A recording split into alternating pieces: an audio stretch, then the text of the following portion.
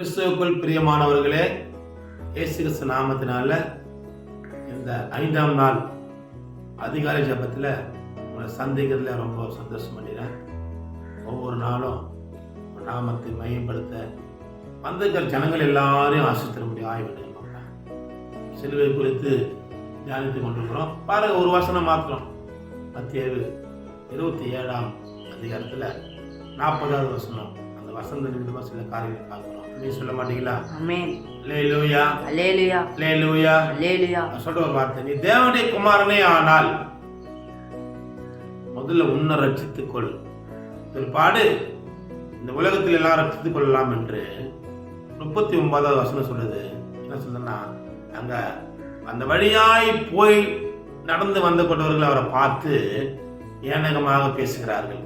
அல்லேலூயா, அல்லேலூயா, அல்லேலூயா, அல்லேலூயா. நீ தேவனுடைய குமாரனே முதல்ல ரட்சித்துக்குன்னு சொல்லி யார் நம்ம திட்ட, யார் ஆண்டவர் இயேசு கிறிஸ்து பரியாசம் பண்ணுகிறார் என்று சொன்னால் அந்த வழியாய் போன ஜனங்கள் தான். அமேன் சொல்ல மாட்டீங்களா? ஆமென். அல்லேலூயா, அல்லேலூயா. அதே போலதான் இன்றைக்கு நாம் இயேசுவை ஏற்றுக்கொண்டு திருமுழுக்கு ஞானஸ்நானம் எடுத்து சபைக்கு போய் கொண்டிருக்கும் போது நமக்குள்ள பல பிரச்சனைகள் வரும், பல சூழ்நிலைகள் வரும், பல சண்டைகள் வரும், வறுமைகள் வரும், தரித்திரங்கள் வரும்.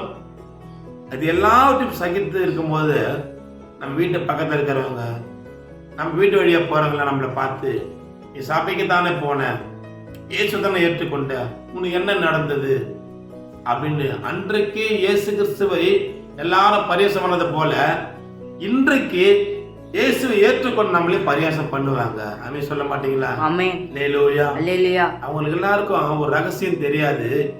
என்ன ரகசியம் என்று சொன்னால் அவன் சொல்ல மாட்டீங்களா? ஆமென். அல்லேலூயா, அல்லேலூயா. சிலுவையில ஆண்டவர் வெட்டி திறந்தார். நான் தினந்தோறும் இந்த வார்த்தை சொல்றேன். அவர் 3ஆம் நாள் எப்படி உயிரோடு வந்தாரோ, ஒரு நாள் நமக்கு இருக்கிற எல்லாம் கவலைகள், கஷ்டங்கள், கண்ணீர்கள், வியாதிகள், தருதல் எல்லாம் மாறிடும்படியாய் ஆண்டவர் சொல்லுகிறார். அப்ப அந்த வழி போக்க இருக்கிறான் பாருங்க, அவர்கள நம்மை பார்த்து இயேசு உண்மையான தெய்வம், உன்னை ஆசீர்வதித்தார் என்று சொல்லி அவங்க மகிழ்வாங்க. மகிழும் போது அவங்களையும் ரட்சகர்கள் நடத்தும்படியாய் இந்த காலை வேளையில இந்த காணொலி மூலமாக சந்திக்கிறேன். கர்த்தர் இந்த வார்த்தையை ஆசீர்வதிப்பாராக. ஆமென். God bless you. கர்த்தர் ஆசீர்வதிப்பார்.